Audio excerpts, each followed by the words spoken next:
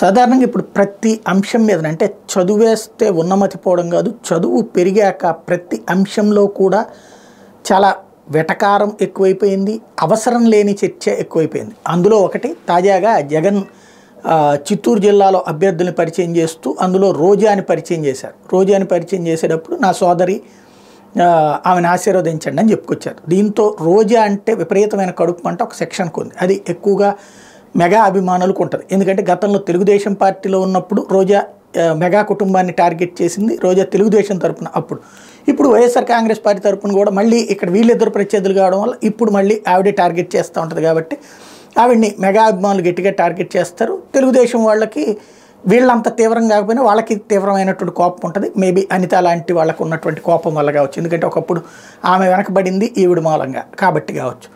ఇప్పుడు దాంతో వీళ్ళ వయసులకు సంబంధించి వాళ్ళు ట్రోల్ చేయడం వల్ల అసలు విషయం తెలిసింది. ఇప్పటిదాకా వాళ్ళ వయసులు ఎంతని చాలామందికి తెలియకపోయి ఉండొచ్చు.